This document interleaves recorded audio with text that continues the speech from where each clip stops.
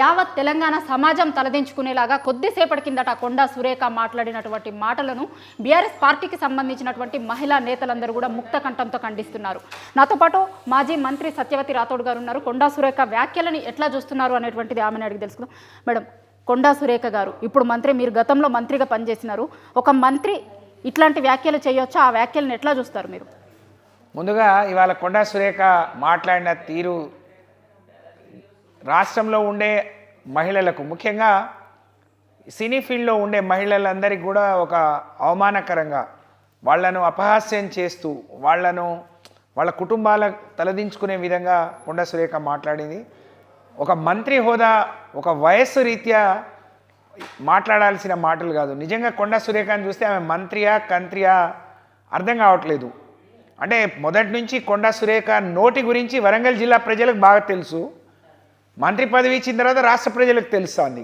మానకోట్లో జగన్ తీసుకొచ్చిన రోజు ఏం మాట్లాడింది, కుటుంబ సభ్యులతో గొడవ పెట్టుకొని మా వరంగల్ ప్రజలందరికీ కొండా సురేఖ అలవాట్లేందో, కొండా సురేఖ ఎట్లా మాట్లాడుతుందో, ఆమె నోరు ఎట్లా నెత్తిన పెట్టుకొని బతుకుతుందో అందరికీ తెలుసు.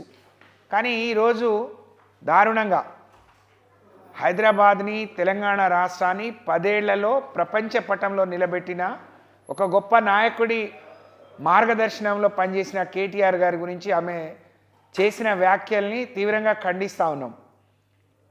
మా కేసీఆర్ గారికి కానీ, బీఆర్ఎస్ పార్టీకి కానీ, కేటీఆర్ గారికి కానీ ఈ రాష్ట్రంలో ఉండే మహిళల పట్ల అత్యంత గౌరవం ఉంది, ప్రేమ ఉంది.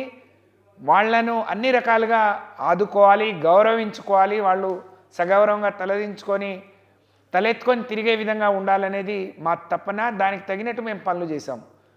కానీ ఈరోజు కొండా సురేఖ మాట్లాడిన తీరు చూస్తే రేవంత్ రెడ్డి గారు ఒక సికండీలాగా కొండా సురేఖను పెట్టుకొని మాట్లాడినట్టు, హైడ్రా నుంచి ప్రజల దృష్టిని మళ్లించడానికి వాళ్ళ కొండా సురేఖను వాడుకున్నట్టు మేము భావిస్తూ ఉన్నాం.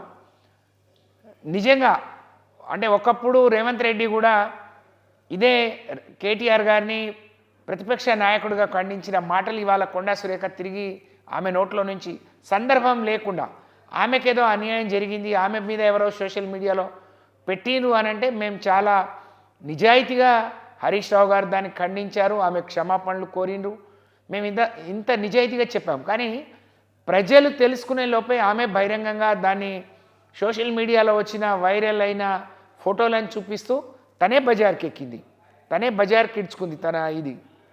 కానీ తన ఒక్కదానికి అన్యాయం జరిగితే ఖండించలేదనే కొండా సురేఖ ఈ రాష్ట్రంలో అనేక మంది మహిళలకు జరుగుతున్న అన్యాయాల గురించి కానీ, లేకుంటే గతంలోనే కవిత గారి గురించి, తనే ఒక మహిళా నాయకురాలై ఉండి కవిత గురించి చాలా నీచంగా మాట్లాడింది.